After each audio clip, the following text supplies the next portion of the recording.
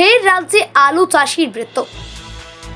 পশ্চিম মেদিনীপুর জেলার চন্দ্রকোনা ১ নম্বর ব্লকে ঝাড়ুল গ্রামের বাসিন্দা ৩৬ বছর বয়সী হরিপদ বাগ নামক আলু চাষে মৃত্যুর ঘটনায় এলাকায় ছড়িয়েছে চাঞ্চল্য। জানা গিয়েছে হরিপদ বাগ একজন ভূমিহীন ভাগ চাষি। তার ভাগে প্রায় ৩ বিঘে আলু চাষ করেছিল সে। একদিকে আলুর দাম নেই, তার উপর লাগাতার ৩ দিন ধরে বৃষ্টির ফলে জমিতেই পড়ে রয়েছে আলু। সেই আলু তুলতে না পেরে চরম দুশ্চিন্তায় পড়েছিল হরিপদ। এলাকার মানুষকে সে কথাই জানিয়েছিলেন তিনি। তারপরে চিন্তার জেরে হঠাৎ করে হার্ট অ্যাটাক হয়ে মৃত্যু হয় হরিপদ বাগের, এমনটাই জানাচ্ছেন পরিবার থেকে গ্রামবাসী সকলে। শারীরিক অসুস্থতা দেখা যাওয়ায় গতকাল রবিবার সন্ধ্যায় তাকে ঘাটাল হাসপাতালে ভর্তি করা হয়। সেখানেই চিকিৎসা চলাকালীন তার মৃত্যু ঘটে। ঘটনার জেরে ইতিমধ্যেই শুরু হয়েছে রাজনৈতিক চর্চা। এই প্রসঙ্গে মৃত হরিপদ বাগের স্ত্রী বুলটি বাগ ও মা নীলা বাগ কি জানিয়েছেন শুনে নেওয়া যাক। এমন পরিণতি কেন হলো? আমার চেনা খুব শান্ত বাবা, চাষবাস খুব কমই করে। এবছর কি হয়ে গেল জানিনি বাবা, বারণ করেছিল তবুও চাষ করলো, করে এবারে আলু খুলতে পারেনি। যে যার সব তো আলাদা ভিন্ন, বলো কত কষ্ট সংসারে, একা কাটুনে। আমার 3টি ছেলে বাবা, এইটি মেজো ছেলে।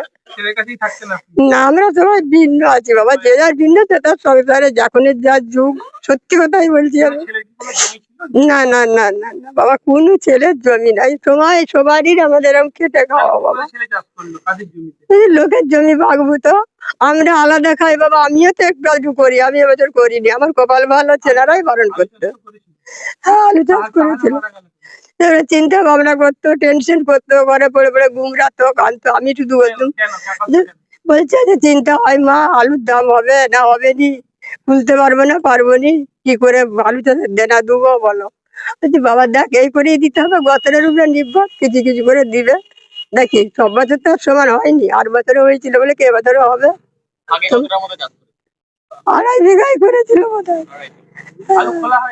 না, আলু জলে ভাসছে বাবা, ওই তো ওরকম টেনশন চিন্তা করে করে।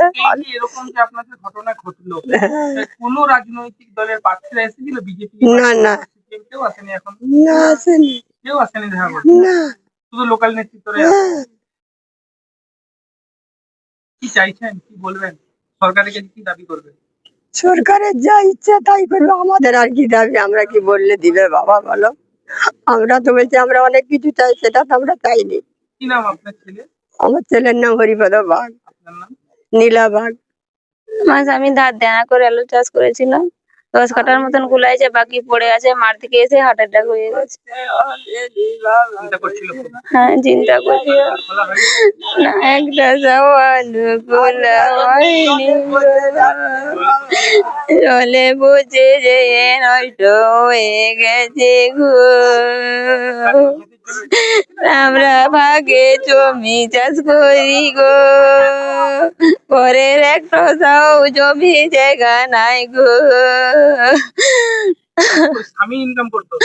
স্বামী ইনকাম করলে সংসার চলতো গো, আমার আর ইনকাম করা লোকটাই নাই গো।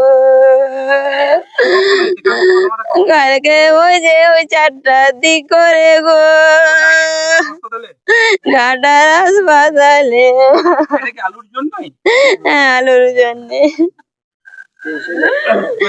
বৃষ্টি হচ্ছিল কি খুব টেনশনে পড়ে গিয়েছে? হ্যাঁ, চিন্তা করতো বাবা, চিন্তা করতো। বলছে এত টাকা ধার দান করে আলু চাষ করলাম, কিছুই পেলাম নি। আমার দুনে চিন্তা হচ্ছে, রাতে বাতে ঘুমোয়নি গো। কি করে দিন চলবে বাড়ি? এইটাই হচ্ছে আমার স্বামী তো কালে চলে গেল গো। আলুর দাম থাকলে এটা হতো না? এইটা আমি কি করে আর বলবো। এই প্রসঙ্গে কি প্রতিক্রিয়া দিয়েছেন চন্দ্রকোনা তৃণমূল প্রার্থী সূর্যকান্ত দোলই শুনে নেওয়া যাক। আপনাদের কাছ থেকে শুনলাম এবং কালকেও আমাদের মহিলা বলছিল সরকার সবসময় পশ্চিমবঙ্গবাসী সে যে কোনো প্রকৃতির মানুষ হোক না কেন, সে কৃষক হোক বা ভূমিহীন কৃষক হোক, সমস্ত কৃষক পরিবারের সাথে মমতা বন্দ্যোপাধ্যায় সরকার ছিল, আছে, ভবিষ্যতে সরকারি যে সমস্ত পরিষেবা পাওয়া দরকার সেগুলো যাতে ঠিকঠাক ভাবে পায়, সময় মতো হয়ে যায় এবং অসহায় পরিবারের পাশে আমাদের মামুনি বলছেন সরকার আসবে, দাঁড়াবে, একটু বিশ্বাস এবং ভরসা রাখুন। অসহায়ের কোনো জায়গা নেই। আর যারা বিভিন্ন ভাবে কৃষক বন্ধু বা কৃষক প্রেমের গল্প বলে ভোটের সময় হলে কৃষকদের বাড়িতে খেতে আসেন, তাদের একটু অনুরোধ করবো, দয়া করে বিভিন্ন বর্ডারকে সিল করে দিয়ে বাংলা সহ ভারতবর্ষের বিভিন্ন রাজ্যে যে সমস্ত আলু চাষিরা রয়েছে তাদেরকে নিয়ে রাজনীতি করবেন। বিজেপি প্রার্থী তৃণমূলকে কাঠগড়াই তুলছে, এক কথায় আপনার নাম না করে আপনাকে অনুসরণ করছে।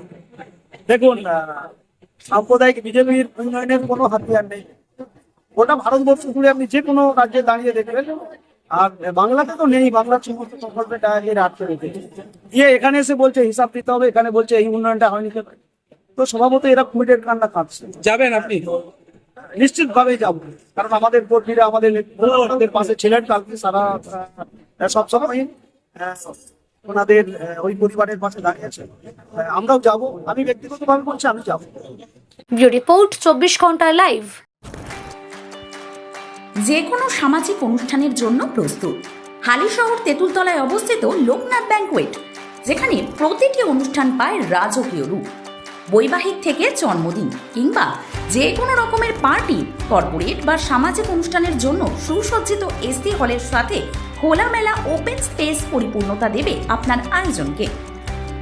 আধুনিক আলো, শব্দ এবং আলাদা প্রস্তুত কক্ষের সাথে থাকছে নিজস্ব পার্কিংয়ের পর্যাপ্ত ব্যবস্থা এবং আপনার পছন্দের ক্যাটারিং বা ডেকোরেটর আনা সম্পূর্ণ স্বাধীনতা।